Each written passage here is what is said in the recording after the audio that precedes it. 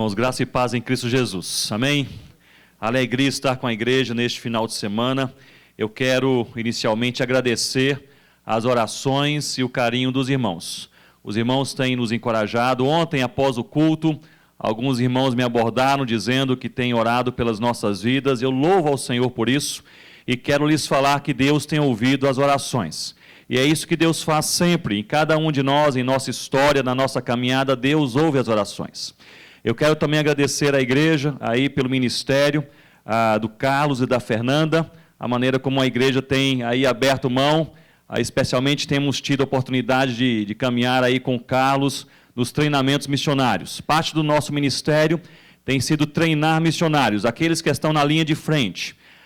Treinamos aqueles missionários que já estão com a mão no arado e aqueles que estão aí se aprontando para ir para o campo transcultural.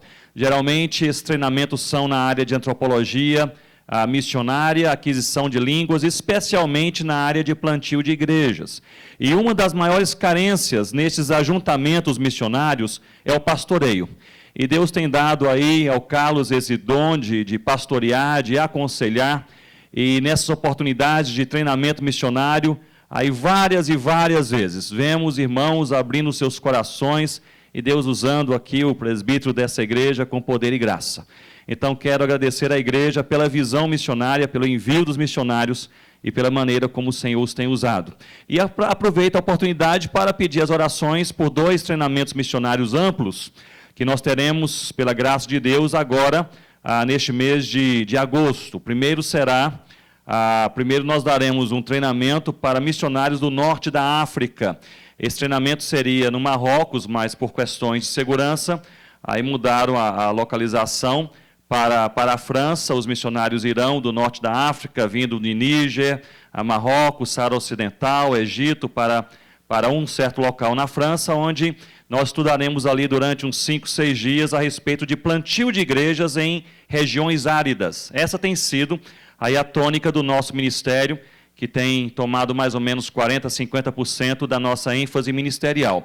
Ou seja, dar treinamento e encorajamento para missionários que estão trabalhando há 5, 10, 15, 20 anos em um lugar, sem terem visto nenhuma conversão ou sem terem plantado nenhuma igreja. Há pouco tempo atrás, demos um treinamento na Gâmbia para uma equipe missionária que trabalha com o mesmo povo há 42 anos e ninguém se converteu ainda. 42 anos. Traduziram a Bíblia completa. Contratando islâmicos daquela etnia como ajudantes linguísticos, porque não havia cristãos. 42 anos, há uma remanescente ainda da primeira equipe, uma moça, uma senhora suíça, chegou lá, moça, há 42 anos atrás, solteira, agora já uma senhora, e ainda perseverando, dizendo, eu não quero sair daqui sem ver pelo menos um perante o trono do Senhor Jesus convertido. E há situações assim, e não são poucas, de trabalhos em lugares áridos, em que o povo está com o coração fechado, em que a língua é complexa, a cultura é distante, e não se tem liberdade para pregar o evangelho. Então, orem conosco por esse treinamento na França, para missionários do norte da África. Segundo será em Porto Velho, aqui no norte do Brasil. Carlos deverá estar lá conosco, não sei se a Fernanda vai dessa vez, já fica aqui um convite público. Mas, meus irmãos, esperamos ali talvez uns 60, 70 missionários que trabalham entre indígenas. Mais especificamente para este grupo aí que trabalha com indígenas, será um treinamento na área de aquisição de língua, antropologia cultural e plantio de igrejas. E nós teremos também indígenas e creio que alguns ciganos fazendo esse curso juntamente com os missionários, os demais missionários. Então, orem conosco para que Deus derrame graça e que seja assim um momento de paz e um momento de encorajamento. E juntamente com Carlos, outros 3 irmãos estarão cuidando dessa área de atendimento pastoral. Então, será um momento assim especial em nossas vidas, se o Senhor assim desejar. Amém, irmãos?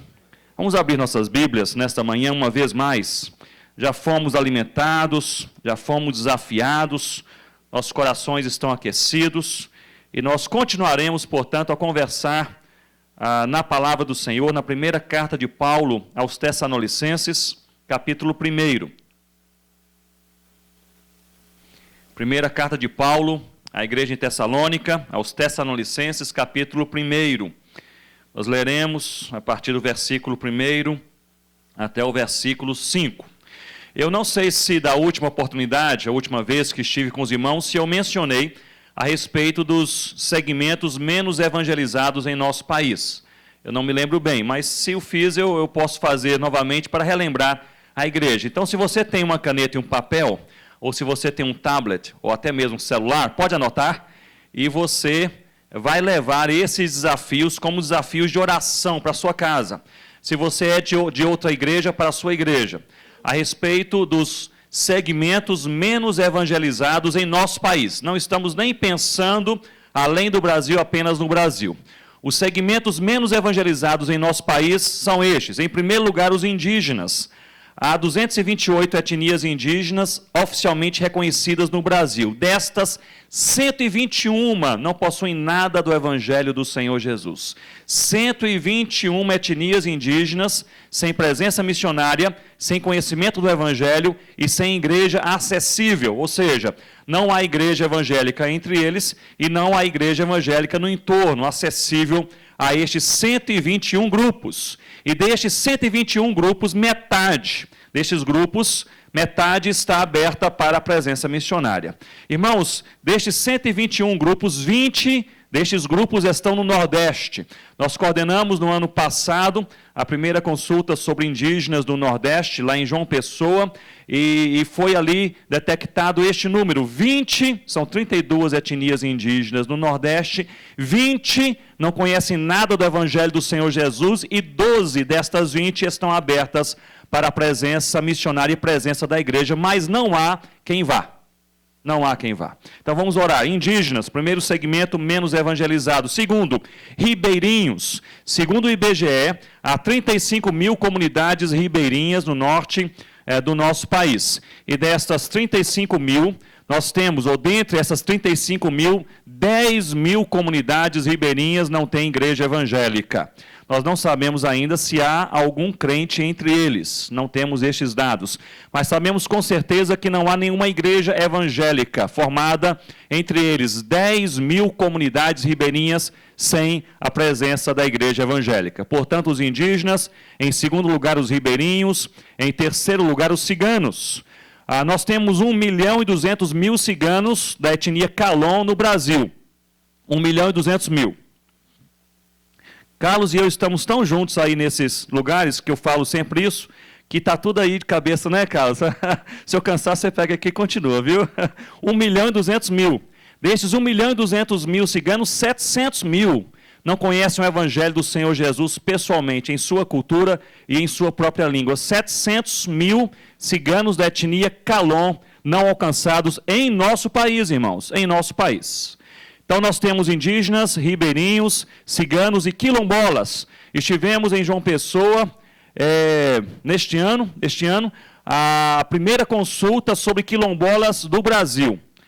E meus irmãos, é grato saber, entender que Deus está movendo igrejas e missões para trabalhar com os quilombolas, mas dentre as 3.500 comunidades quilombolas no Brasil, 2.800 são cadastradas pela fundação que organiza o cadastro dessas comunidades, mas o IBGE crê que há pelo menos 3.500 comunidades de afrodescendentes que vivem de maneira mais exclusiva, portanto são quilombolas, chamados quilombolas. Destas 2.000 comunidades não possuem uma igreja evangélica entre eles. Então nós temos 2.000 comunidades quilombolas sem a presença do evangelho ou de uma igreja evangélica entre eles. Indígenas, ciganos, ribeirinhos, quilombolas, sertanejos. Graças a Deus, tanta coisa boa acontecendo no sertão. Não sei se a igreja aqui tem acompanhado, mas os últimos 10, 15 anos, a igreja de Cristo cresceu no sertão. Coisas assim maravilhosas estão acontecendo, inclusive Deus usando a igreja presbiteriana do Brasil para plantar muitas igrejas no sertão, ali nordestino.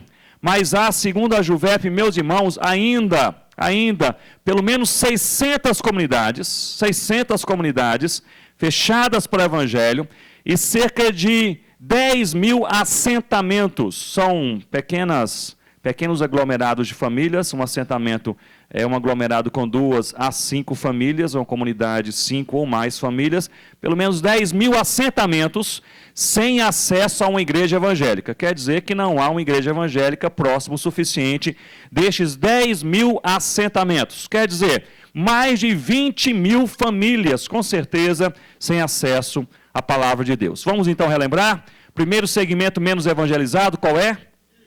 Indígenas. Segundo, ribeirinho. Terceiro, os ciganos. Quarto, quilombolas. Quinto, sertanejo. Sexto, os imigrantes. Irmãos, o Brasil ele possui, segundo o IBGE e fontes de estatísticas específicas sobre a imigração no Brasil e para o Brasil, há pelo menos 100 países com populações fixas em nosso país. Ou seja, gente que saiu do seu próprio país e veio morar no Brasil. Não veio apenas estudar, trabalhar e voltar, mas veio morar no Brasil, fazer família, carreira no Brasil. Portanto, há pelo menos 100 países com populações fixas no Brasil. E pasmem, destes 100 países, 27 são países fechados para a evangelização. Ou seja, esta igreja local teria muita dificuldade para enviar um missionário para um destes 27 países. Mas parte da população destes 27 países está em nosso país, aqui no Brasil. E especialmente em 4 cidades. A primeira é São Paulo, a segunda, Rio de Janeiro, a terceira, Foz do Iguaçu, e a quarta, quem pensa aí? Brasília, não é isso? São Paulo, Rio de Janeiro, Foz do Iguaçu e Brasília, 27 países fechados para a evangelização, com gente desses países aqui em Brasília, bem pertinho de cada um de nós. Portanto, nós temos aí estes segmentos, não apenas os segmentos socioculturais, mas nós temos os 2 segmentos socioeconômicos menos evangelizados em nosso país, que chegam a ter até 1/3 da presença evangélica dos demais segmentos. São os 2 extremos socioeconômicos, os mais ricos dos ricos e os mais pobres dos pobres. Aí o evangelho não tem chegado muito bem. Os mais ricos dos ricos trancados em seus condomínios de luxo e os mais pobres dos pobres à beira das estradas, das avenidas, embaixo dos viadutos e assim por diante. Esses 2 extremos socioeconômicos, eles chegam a ter 1/3 da presença evangélica dos demais. Isso quer dizer que o evangelho do Senhor Jesus tem andado muito bem no Brasil nessa via do meio, dos pobres até os ricos, mas não nos extremos, os mais pobres dos pobres e os mais ricos dos ricos. Portanto, vamos lá, os menos evangelizados em nosso país. Aliás, deixe-me acrescentar um dado específico. Estive com um grupo que trabalha especialmente com os surdos e aqueles que têm deficiência na fala. Surdos e pessoas com deficiência na fala. São 9 milhões em nosso país, 9 milhões. E há apenas 35 pessoas no país trabalhando especificamente com surdos e pessoas que têm deficiência de fala. 9 milhões em nosso país. Então vamos lá, os indígenas, os ribeirinhos, os ciganos, os quilombolas, os sertanejos, imigrantes, mais ricos, mais pobres e os surdos. Então, vamos levar para casa, vamos orar ao Senhor. Quem sabe Deus há de nos levantar para orar, interceder por estes. Quem sabe Deus há de nos levantar para algo mais, para trabalhar, para investir, para intervir, para interagir com estes que pouco ou nada ouviram do Evangelho do Senhor Jesus. Vamos ficar de pé uma vez mais. Palavra de Deus aberta, a primeira carta de Paulo à igreja em Tessalônica. Meus irmãos, para lermos este capítulo, versículos deste capítulo, nós precisamos entender bem o contexto. Em Atos, no capítulo 17, Paulo e seus companheiros passaram 3 semanas nesta cidade, chamada Tessalônica. É uma cidade onde há suas ruínas, aí perpetuadas ainda hoje, um local chamado Salônica hoje, mas esta antiga Tessalônica, uma grande cidade, visitada por Paulo, E ali em Atos capítulo 17, o texto nos diz que Paulo, ele passou com seus companheiros 3 semanas. E nessas 3 semanas, Paulo e seus companheiros pregaram o evangelho na sinagoga durante os sábados, foram 3 sábados, e durante as semanas, Paulo ia então para o mercado que ficava no centro da cidade, era a praça pública da cidade, e ali Paulo também anunciava o evangelho do Senhor Jesus. E depois de 3 semanas nasceu uma igreja em Tessalônica. Então este contexto não é um contexto comum, esta história não é nem mesmo na vivência e experiência de Paulo uma situação comum. Trata-se de uma situação de maneira especial e fantástica, que aconteceu ali no 1º século. Seria mais ou menos assim a igreja presbiteriana aqui do Guará 2, tem um casal de missionários, ou um missionário solteiro, e esse missionário vai ser enviado para um local onde o evangelho de Jesus é totalmente desconhecido. Pastor Roster e presbíteros da igreja chamam este missionário à frente, oram por ele, impõem as mãos, enviam para esse lugar totalmente não alcançado. 3 semanas depois, o missionário pega o telefone, liga para o Roster e diz: pastor, já evangelizei, já plantei a igreja, o trabalho está feito, posso ir para outro lugar.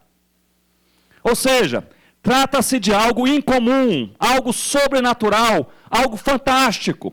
E o que essa igreja que nasceu em 3 semanas, segundo Michael Green, um dos melhores historiadores da história da igreja no 1º século, foi a igreja mais rapidamente plantada em todo o 1º século.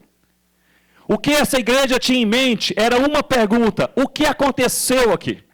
O que aconteceu para o evangelho chegar, conquistar nossos corações e uma igreja nascer tão rapidamente assim? Paulo escreve essa carta com vários motivos, mas um dos motivos de Paulo é esclarecer o que fez o evangelho entrar no coração deste povo e fez uma igreja nascer em Tessalônica. E Paulo aproveita a oportunidade para nos falar sobre os elementos que fazem o reino de Deus expandir e avançar. 1 Tessalonicenses, capítulo 1, versículo 1. Paulo, Silvano e Timóteo, a igreja dos Tessalonicenses, em Deus Pai e no Senhor Jesus Cristo, graça e paz a vós outros.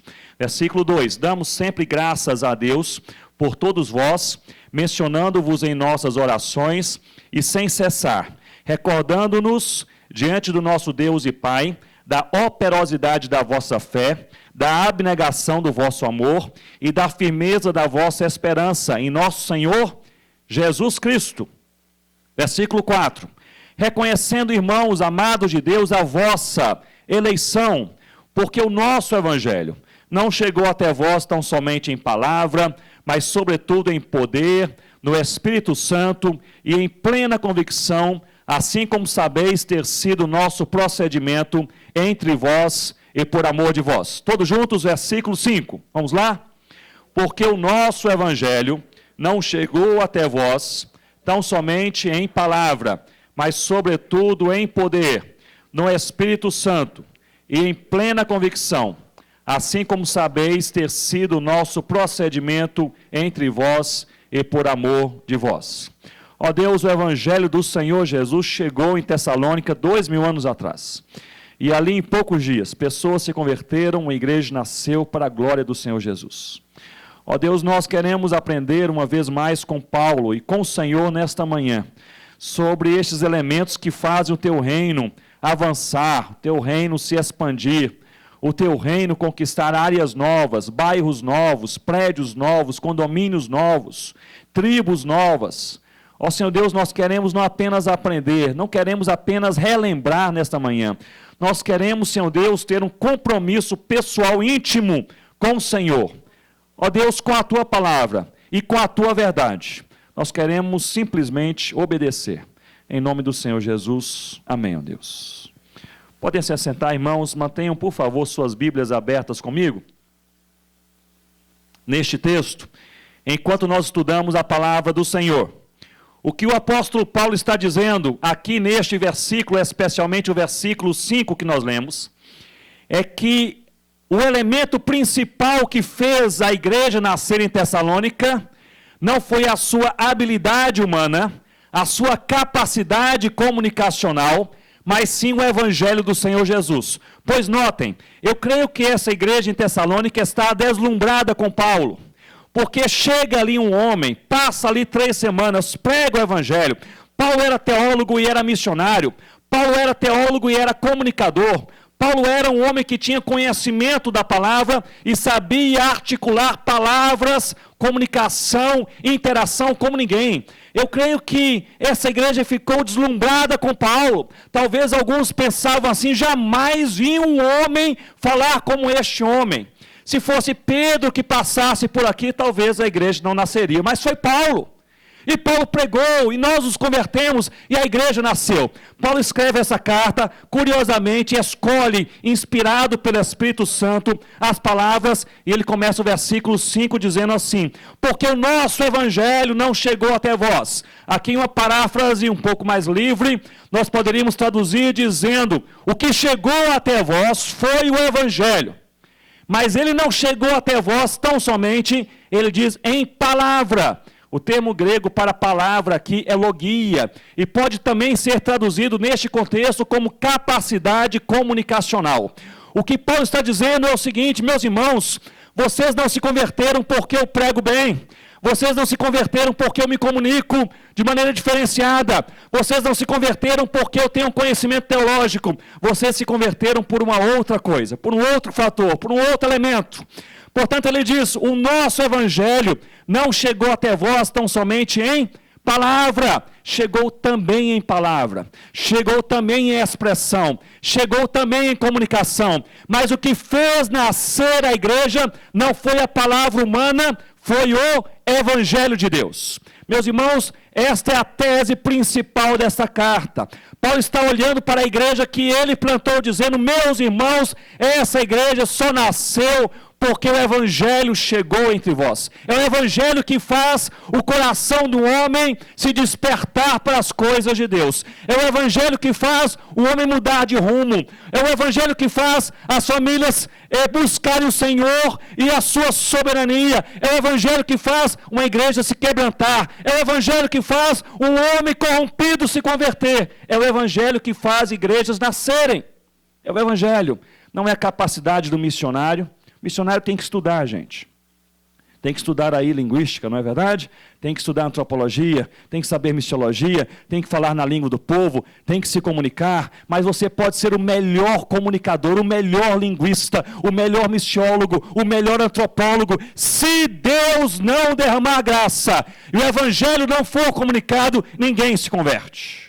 Ninguém se converte. A gente pode fazer ajuntamentos, a gente pode até mesmo colocar alguns holofotes, podemos colocar uma música assim bonita para dar a ideia de que alguma coisa diferente está acontecendo, mas nada transformador no reino de Deus acontece sem o evangelho de Deus. Nada transformador. Agora, irmãos, um dos maiores equívocos eclesiológicos e também missionários tem sido a má interpretação, a má compreensão do que é o evangelho. Muito se fala sobre o evangelho, mas muito se fala de maneira também equivocada. Eu creio, e não vou gastar muito tempo dando a fundamentação histórica, mas eu creio que por influência teológica liberal norte-americana, a partir dos anos 60, houve uma tendência mundial de se humanizar o evangelho. A igreja mundial, inclusive a igreja da América Latina e brasileira, começou a entender que o evangelho é a própria igreja, nessa humanização do evangelho. Ora, quando um pastor ou um crente, ele diz que o evangelho está entrando na Amazônia, o que ele tem em mente é que a igreja está entrando na Amazônia.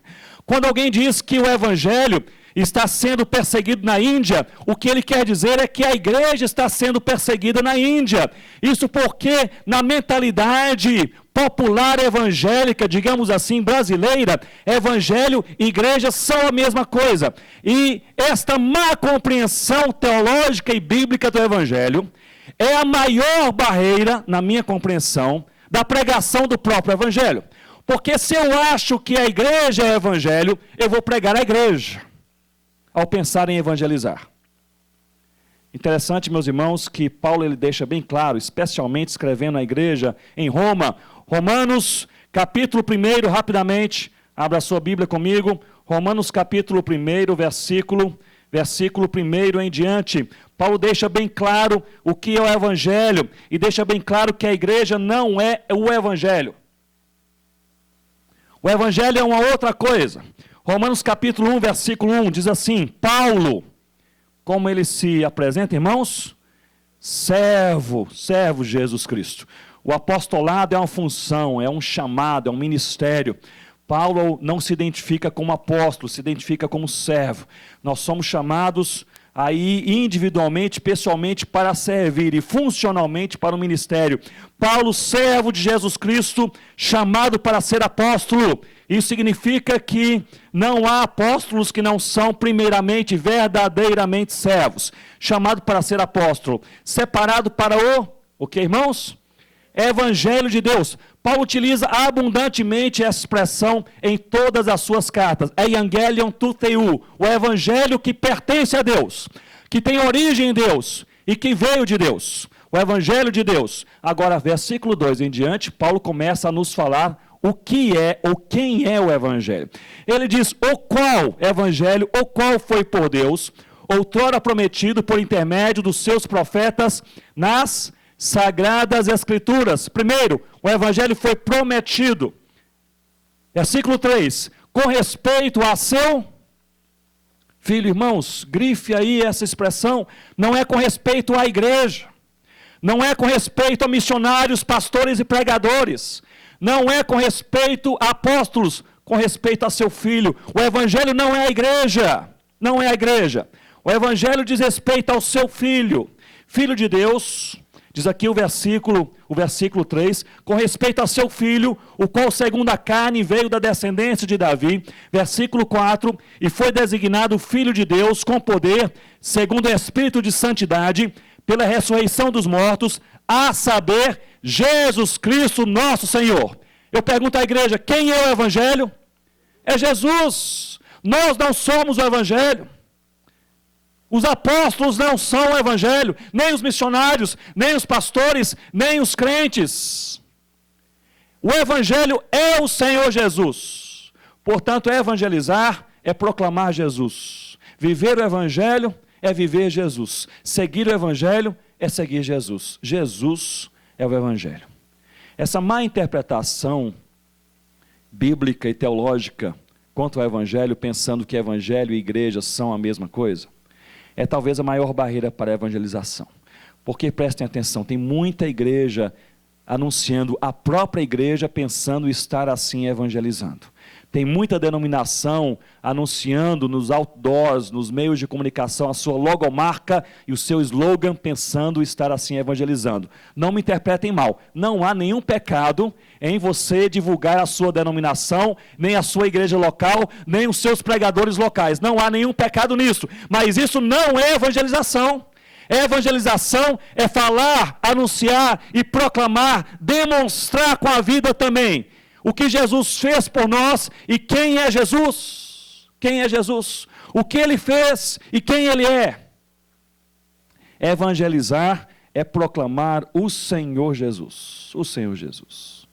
Meus irmãos, quando o apóstolo Paulo começa escrevendo aqui, voltemos agora a Tessalônica, Tessalonicenses capítulo 1, começa a falar com essa igreja. Paulo está relembrando essa igreja, dizendo: meus irmãos queridos, me entendam, o que fez a igreja nascer não foi a minha logia, não foi a minha capacidade comunicacional. O que fez a igreja nascer foi o Evangelho, e eu não sou o Evangelho é o Senhor Jesus. O Evangelho é Jesus.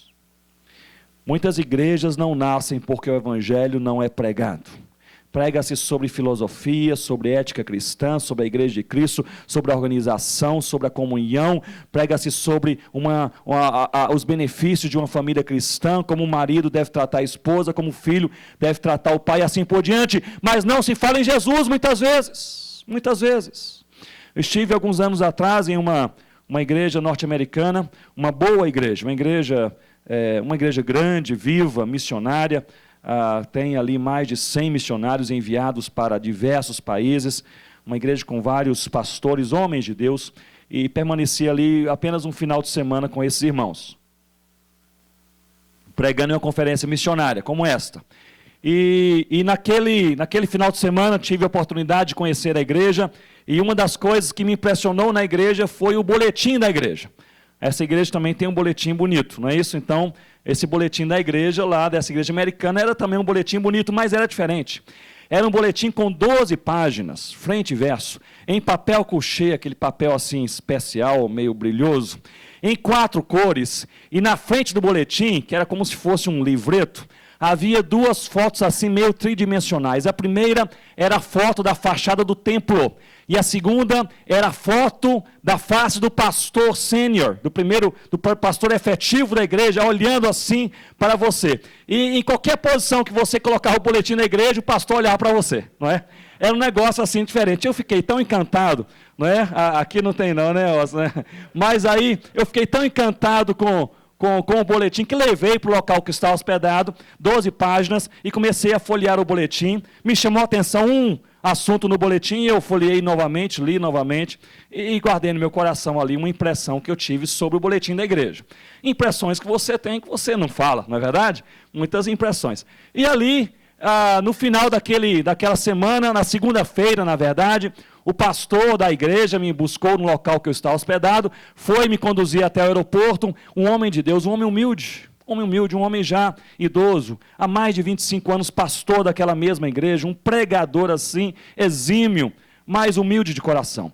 Ele disse: Ronaldo, tem uma pergunta que eu faço para todos que pregam em minha igreja, e a pergunta é a seguinte: você viu alguma coisa que a gente deve mudar?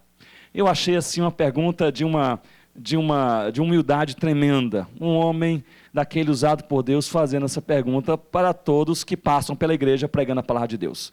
Você viu alguma coisa? Eu disse: pastor, a igreja é viva, a igreja é missionária, eu tive apenas um final de semana na igreja, no meu entender uma igreja abençoada, não vi nada assim a mudar. Mas ele insistiu: mas Ronaldo, alguma coisa, quem sabe você pensou uma coisa? E eu havia pensado uma coisa. Eu disse: pastor, é uma coisa assim tão simples. Ele disse: mas você pode me falar. Eu falei o boletim da igreja. O homem quase deu um ataque cardíaco, porque a menina dos olhos daquele pastor era o boletim. Ele disse o que foi. Alguma palavra foi colocada com ortografia equivocada, ou quem sabe a margem não foi, mas eu já falei com o pessoal para cuidar do boletim da igreja. E ele parou o carro no acostamento, ele parou o carro e disse: o que aconteceu no boletim da igreja? Eu disse: pastor, é o seguinte, eu li o boletim, 12 páginas, 25, aliás, 12 folhas, 24 páginas, ali, frente e verso, eu li e reli, e o boletim da igreja fala sobre tudo, a igreja, pastor da igreja, missionário da igreja, local da igreja, a visão da igreja, a construção da igreja, os trabalhos da igreja, mas esse boletim não cita uma única vez o nome do dono da igreja, que é o Senhor Jesus, uma única vez. Talvez uma coisa corriqueira, mas ali nós começamos a conversar um pouco sobre essa tendência que nós temos de humanizar o evangelho, e pensar que a igreja é o evangelho. E a gente trabalha mais para a igreja do que trabalha para Jesus. E fala mais da igreja do que fala de Jesus. E cuida mais da igreja do que cuida de anunciar Jesus para aqueles que pouco ou nada ouviram. Nós não somos chamados para a igreja. Nós somos chamados para Jesus. A igreja é essa eclesia, é o termo usado no Novo Testamento, eclesia, esse ajuntamento com uma missão, com um propósito. A própria palavra grega, eclesia, que é traduzida por igreja, ela vem da preposição ek, que significa para fora, e eclesia, que vem de kalel, que significa chamar, ou seja, é uma comunidade chamada para fora, é esta igreja que somos nós. Eu tive a oportunidade de estudar grego muito tempo atrás, e ali em Atenas, passeando ali, conversando, fazendo um pequeno estágio com alguns gregos, jovens universitários, não eram crentes, e eles começavam a se reunir ali em alguns grupinhos para fazer uma entrevista, aliás, uma pesquisa que o governo havia encomendado, e eles se juntavam, eram jovens universitários voluntários, que se juntavam 40, 50 minutos por dia, pela manhã cedinho. Eles pegavam aquele papel da pesquisa, eles ruminavam aquela pesquisa, conversavam para entender bem o que eles iriam fazer, e passavam o restante do dia nas ruas, pesquisando.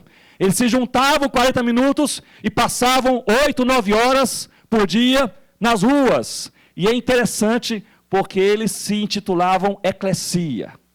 Essa é a ideia do termo igreja. um grupo de pessoas que se reúne para entender, para se fortalecer, para se conhecerem, mas a missão está nas ruas, a missão está lá fora. Não se planta igreja em gabinete pastoral, não se planta igreja em cultos dominicais, porque pouca gente que jamais ouviu o evangelho de Jesus, jamais entrará em uma igreja como esta. Concordam, irmãos? Muita gente que jamais ouviu o evangelho de Cristo aqui em Brasília, aqui no Guará, jamais entraria em um templo como este, mas aceitaria uma visita, aceitaria uma abordagem no trabalho, aceitaria uma conversa na universidade, aceitaria uma conversa ali em uma praça pública. O evangelho é o Senhor Jesus. Então Paulo, capítulo 1, versículo 5 diz: porque o nosso evangelho, que é Jesus, não chegou até vós tão somente em capacidade comunicacional, em palavra, em pregação bonita, não foi assim que chegou, mas chegou com 3 abordagens bíblicas, que são os elementos essenciais que fazem o reino de Deus avançar. Em primeiro lugar, poder. Em segundo lugar, Espírito Santo. E em terceiro lugar, plena convicção.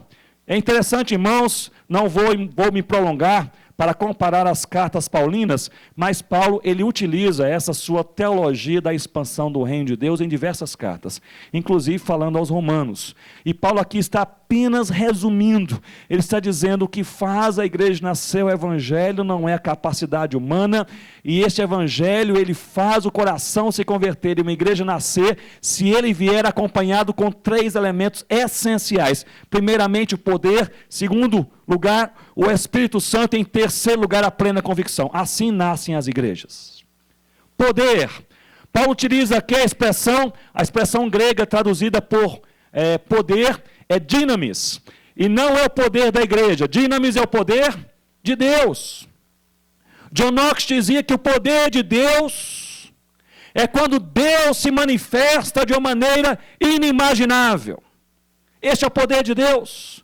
Meus irmãos, nós falamos, insistimos, explicamos, demonstramos sobre Jesus, tentamos viver uma vida digna de um cristão que segue a Jesus, mas se o poder de Deus não cair sobre a vida de um homem, de uma mulher, de um ancião, de uma criança, de uma família, de uma igreja, de um bairro, de uma tribo, ninguém se converte. Ninguém se converte. É o poder de Deus.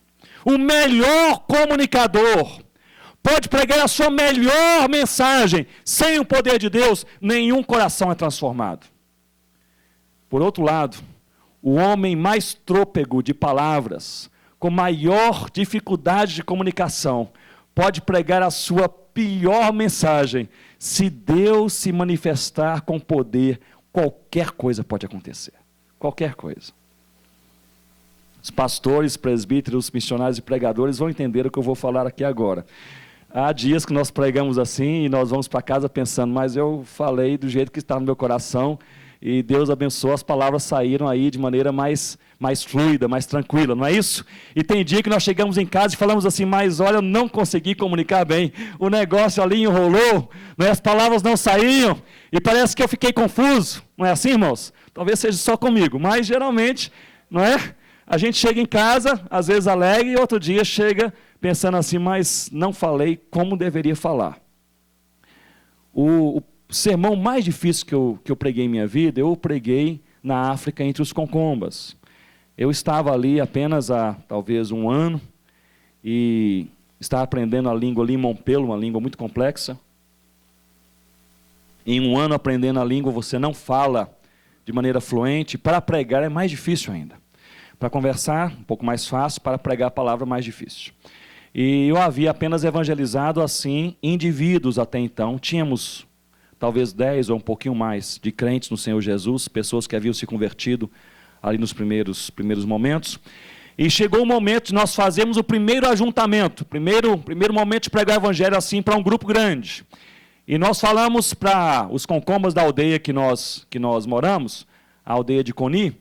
Moramos ali quase 9 anos, e naquele momento nós falamos para o pessoal: nós vamos ter um ajuntamento e vamos falar para todos sobre quem é Deus. Quem é Deus? E o povo ficou curioso. e apareceram ali naquele dia pela manhã, mais ou menos uns 400 concombas. E eles se sentaram assim embaixo de umas mangueiras, não é? Lá não tem microfone, a gente fala, todo mundo ouve. Aqui não sei o que acontece, se não tem microfone a gente, não consegue assim expressar bem. Mas ali 400 concombas espalhados embaixo daquelas mangueiras, aquelas árvores frondosas, e o Mebá, que era o primeiro convertido que estava ali, disse, é o seguinte, nós vamos cantar ali uns breves cânticos, talvez ali 2, 3 horas, breves cânticos, não é? E aí depois de 2, 3 horas de louvor assim, mais rápido, porque nós estamos com pressa, e aí você prega, e você fala quem é Jesus. Depois que você falar quem é Jesus, eu vou falar o que Jesus fez em minha vida, disse o Mebá, ele fez a ordem do culto ali. Eu vou falar então o que Deus fez em minha vida, depois a gente ora por aqueles que se converterem, porque Deus vai converter corações nesse dia. Ele está assim, em oração, jejum, e nós estamos orando, nos preparando para aquele dia, e ali o povo cantou e louvou a Deus naquela manhã, e Mebá se empolgou, e antes da mensagem ele pegou e deu testemunho, e falou, depois da mensagem eu repito, só para reforçar, e ali me passou a palavra, eu comecei a pregar, mas meus irmãos, foi um desastre. O mais difícil, o pior sermão que eu já preguei em minha vida. Primeiramente porque 2 feiticeiros, eles chegaram antes da pregação, quando me levantei, eles disseram, olha, você vai pregar, nós vamos impedir. E eu disse, não, mas eles querem ouvir, eu vou pregar. Então eles falaram, se você pregar, nós vamos atrapalhar. E atrapalharam.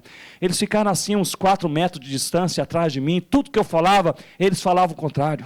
Eu dizia, Deus nos ama, eles gritavam, não existe Deus. Eu falava, Jesus quer nos salvar. E eles falavam, não creem em salvação. E ali era uma coisa tão confusa que às vezes eu tinha que parar para pensar se eu não estava falando o que eles falavam. Enfim, para piorar a situação, o povo que queria ouvir o que eu pregava, começou a gritar com os feiticeiros. Então eu pregava, eles então pregavam o contrário, o povo gritava com eles respondiam o povo, de vez em quando um homem se levantava bravo e passava por mim, falando com eles, etc., no meio da pregação. E ali as cabras, as crianças correndo, aquele negócio todo, e sabe quando você acaba a pregação e você pensa assim, ninguém entendeu nada.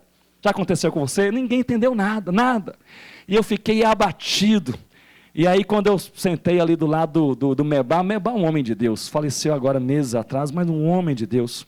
O Mebá disse assim, e aí vamos então convidar aqueles que aceitaram o Senhor Jesus? Aí eu falei, mas o homem está com muita fé, não é isso? E ele falou, Mebá, mas ali foi tão confuso, o pessoal, ele disse, mas não, é assim mesmo. Aqueles que ouviram, ouviram. E aqueles que ouviram um pouquinho de Jesus, já ouviram o suficiente para se converterem a Cristo. E ali ele se levantou, porque eu fiquei assim um pouco intimidado, ele falou, agora é hora de orar com aqueles que nesta manhã entenderam a palavra de Deus e se entregaram ao Senhor Jesus. Vem aqui à frente, mais de 60 pessoas. Mais de 60 pessoas. E eu fiquei pensando assim, meus irmãos, fui para casa pensando nesse dia, com essa pergunta em mente, o que foi que aconteceu? O que foi que aconteceu? O pior sermão, a pior comunicação, a coisa mais confusa. Meus irmãos, o que aconteceu? Paulo responde, é o poder de Deus, poder de Deus. Não é a bonita fala que convence, não é a palavra elaborada que quebra o coração, não é a mente teológica que consegue fazer com que alguém se converta. É quando Deus se manifesta. Deus usa aqueles que não são, Deus usa aqueles que pouco falam, Deus usa aqueles que pouco têm, para deixar bem claro que é pelo poder de Deus que as coisas de Deus acontecem no reino de Deus. É o poder de Deus. O Evangelho não é a mensagem da igreja para a salvação do mundo. O Evangelho é a mensagem de Deus para a salvação da igreja. É a mensagem de Deus, é o poder de Deus.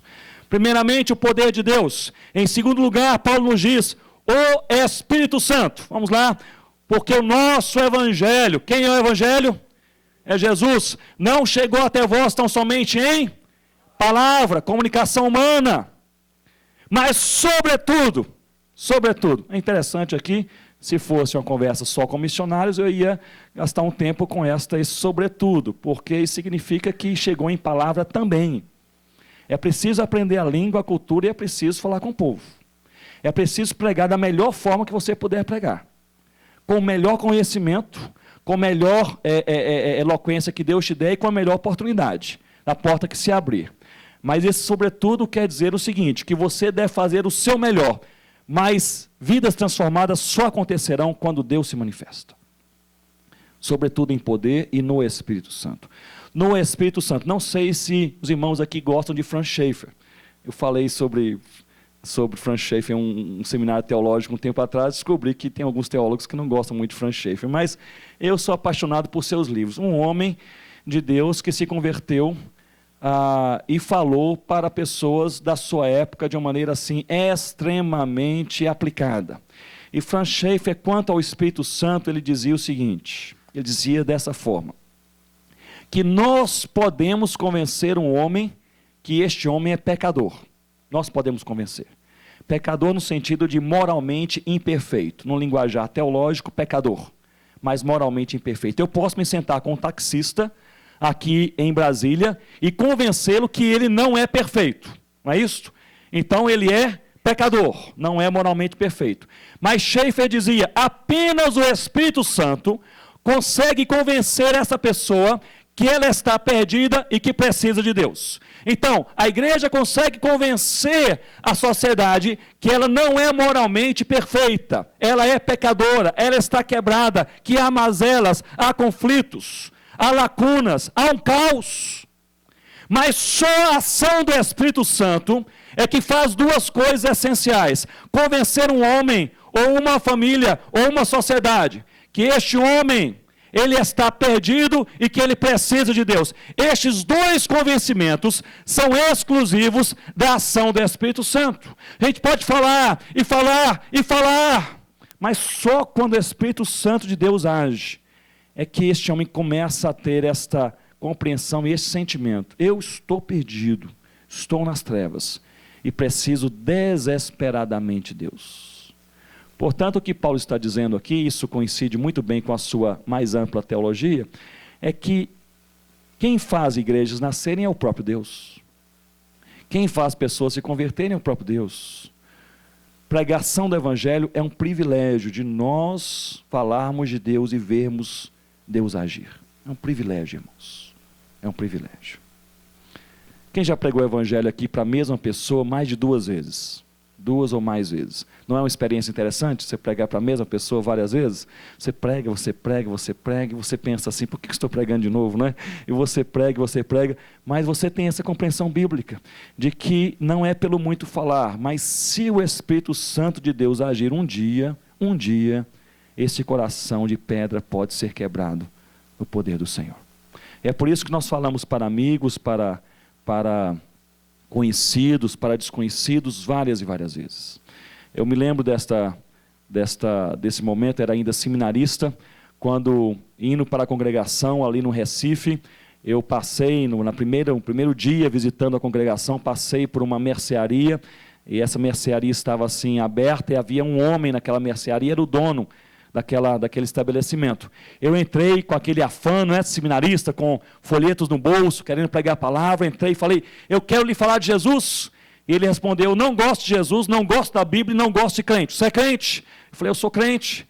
Então não gosto de crente, você pode sair, por favor, etc. E eu fiquei assim, tinha 17 para 18 anos, fiquei assim meio baratinado, né?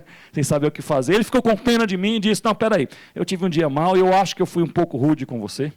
Então você pode entrar e você pode me falar então de Jesus, mas você tem 5 minutos. E meus irmãos, eu confundi um negócio todo, comecei a falar, errei, não sei o que, etc. Fiquei nervoso. Ele ficou com mais pena ainda, disse, olha, eu estou te pressionando, faz o seguinte, você volta sempre que você quiser e me falar de Jesus. Aí eu peguei pela palavra. E toda semana ia à congregação, toda semana passava em frente àquela mercearia, toda semana entrava e dizia, olha, você diz sempre que eu quiser, hoje eu quero, eu vou lhe falar de Jesus. E comecei a fazer uma amizade com aquele senhor de meia idade. E comecei a visitá-lo e lhe falar de Jesus 2 vezes, 4 vezes, 5 vezes, 6 vezes.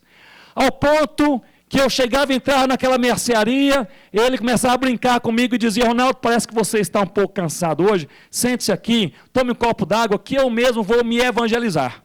Porque eu já sei tudo que você vai falar, os versículos que você vai citar, e até o seu tom de voz, eu sei até onde você levanta a voz, eu vou fazer do jeitinho que você faz. E ele fazia aquela brincadeira, e se evangelizava, eu tomava um copo de água ou de suco, e depois eu dizia, mas eu quero mais uma vez lhe falar de Jesus. E era aquela brincadeira, e lá foi aquela experiência, 6, 7, 8, 9, 10. Lá pela 11ª vez eu entrei naquela mercearia, aquela mesma brincadeira, ele dizia, como vai ser hoje? Você fala ou eu falo? Não é isso? Eu até pensei num exemplo novo, o seu está meio assim. Não é um exemplo melhor para dar naquela parte assim que você precisa. Ele leva na brincadeira e nós sentamos naquele banco, eu dizia, mas eu quero lhe repetir o que eu falei de Jesus. Eu comecei a falar e meus irmãos, no meio daquela conversa, aquele homem começou a derramar lágrimas e se entregou ao Senhor Jesus naquele fim de tarde. E eu fui para aquela congregação naquela noite pensando assim, o que foi que aconteceu? O homem já sabia tudo, eram os mesmos versículos, o homem havia memorizado os versículos, já havia até se evangelizado muitas vezes. O que foi que aconteceu? Paulo explica, é o Espírito Santo, é o Espírito Santo. A gente fala, um dia o Espírito Santo de Deus age, aí não há coração tão fechado que Deus não abra, não há vida tão distante que Deus não consiga alcançar, não há tribo tão complicada que Deus não consiga converter, não há marido, esposa e família tão distante que Deus não consiga alcançar, irmãos. Não há. Quando o Espírito Santo de Deus age, coisas novas acontecem.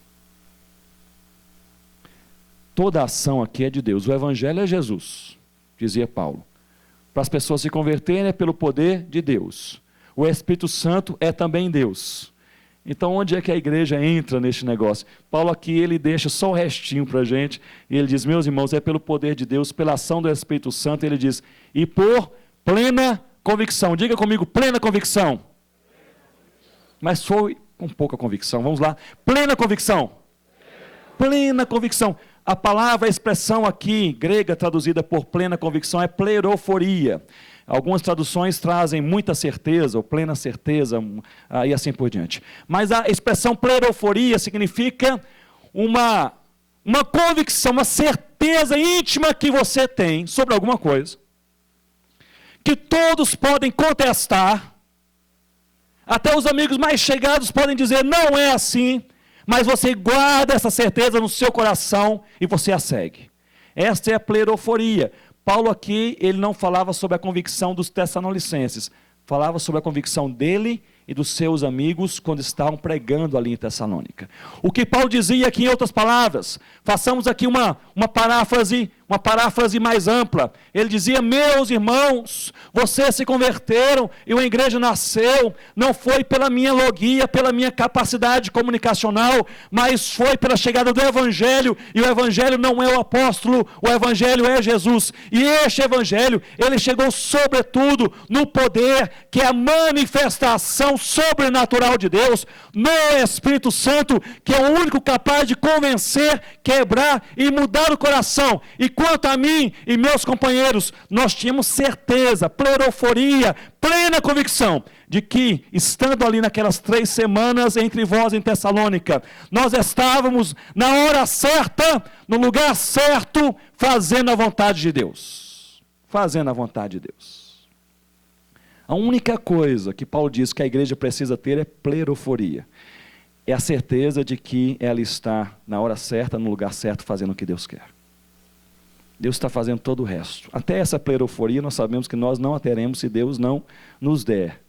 Mas é uma certeza humana que eu tenho de que eu estou na vontade de Deus.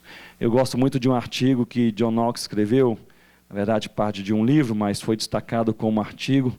Ele fala sobre conhecimento teológico, ele fala sobre intimidade com Deus, ele fala sobre pregação da palavra, mas ao final do artigo ele diz, no fim do dia, Deus está tão somente à procura de um coração disposto a obedecer.